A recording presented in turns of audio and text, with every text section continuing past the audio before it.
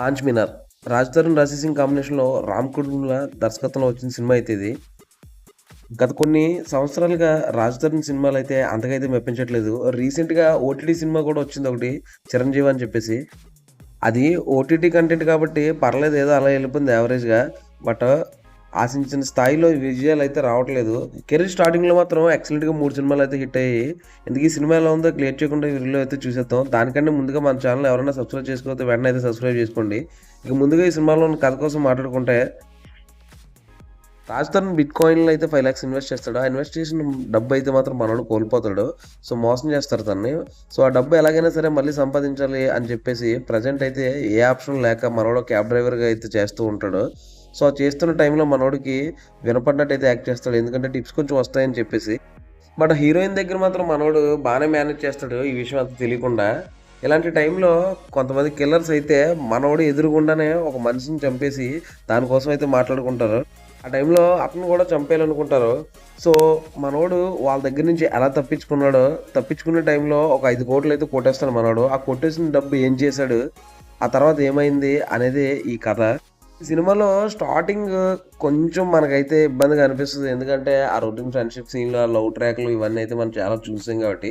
ఆ తర్వాత ఎప్పుడైతే మనోడి దగ్గర కిల్లర్స్ ఎంటర్ అవుతారో అప్పటి నుంచి సినిమా అయితే అసలైన ట్రాక్లోకి వస్తుంది. నెక్స్ట్ లెవెల్లో ఉంటుంది. కామెడీ అయితే ఓ రేంజ్లో పండింది. ఫస్ట్ హాఫ్ సెకండ్ హాఫ్ అని కాకుండా ఎప్పుడైతే మనోళ్ళు ఎంటర్ అవుతారో అప్పటి నుంచి అయితే ఎక్సలెంట్గా ఉంది సినిమా. అయితే పరిగెడత స్క్రీన్ ప్లే అయితే నెక్స్ట్ లెవెల్లో ఉంది. అలాగే ఇంటర్వెల్ బ్యాంక్ కూడా బాగానే పెరిగిందని చెప్పుకోవచ్చు. ఇక క్లైమాక్స్కి వచ్చేసరికి కూడా పర్లేదు, మంచి ఎంటర్టైన్మెంటే ఉంది సినిమా మొత్తం అయితే. ఆ కిల్లర్స్ ఎప్పుడైతే ఎంటర్ అవుతారో అప్పటి నుంచి అయితే కామెడీ నెక్స్ట్ లెవెల్లో వస్తుంది. క్రైమ్ కామెడీ సినిమాలకు పెద్దగా స్టోరీ ఏం అవసరం లేదు. సో ఇందులో కూడా అంతగా స్టోరీ ఏమి ఉండదు. సో ఉన్నంతలో మనోడు ఏంటంటే స్క్రీన్ ప్లే మాత్రం పరిగెట్టిస్తూ ఉంటాడు. కామెడీ అయితే బాగా వర్కౌట్ అయింది. మనోడైతే ఒక 2-3 మధ్యలో నలిగిపోతూ మనోడు పండించే కామెడీ ఏదైతే ఉంటుందో అదే సినిమాకి హైలైట్. వాళ్ళ మధ్య నలిగిపోతూ మనోడు చాలా ప్రాబ్లమ్స్ అయితే ఫేస్ చేస్తూ ఉంటాడు. సో అది మాత్రం విపరీతంగా నవ్వు వస్తుంది మనకి. ఆ విధంగా చూసుకుంటే రాజ్ తరుణ్ చేయాల్సిన క్యారెక్టర్స్ ఇది కదా అనిపిస్తుంది. తన కరెక్ట్ జోన్ ఇది. నాకు తెలిసి ఇలాంటి క్యారెక్టర్లో ఎంచుకుంటేనే మనోడు సినిమాలు అయితే నెక్స్ట్ లెవెల్లో ఉంటాయి. సో ఓవరాల్గా చూసుకుంటే రాజ్ తరుణ్కి కంబ్యాక్ అనే చెప్పుకోవచ్చు. మరీ ఓ నెక్స్ట్ లెవెల్లో అని చెప్పలేం, కానీ ఓకే, గత చిత్రాలతో పోల్చుకుంటే ఈ సినిమా మాత్రం చాలా బెటర్గా ఉంది, ఎక్సలెంట్గా ఉంది. కామెడీ కూడా బాగా వర్కౌట్ అయింది. ఇక మ్యూజిక్ పాటల కోసం ఎంత తక్కువ మాట్లాడుకుంటే అంత మంచిది. అవి అంతగా మనకి ఎక్కే విధంగా అయితే లేవు. బట్ సినిమా తగ్గట్టు మ్యూజిక్ అయితే అలా వెళ్ళిపోయింది. ఓవరాల్గా ఈ సినిమా అయితే మెప్పిస్తుందని అనిపించింది నాకైతే. ఎందుకంటే రాజ్ తరుణ్ గత సినిమాలతో పోల్చుకుంటే ఈ సినిమా మాత్రం మెప్పిస్తుంది.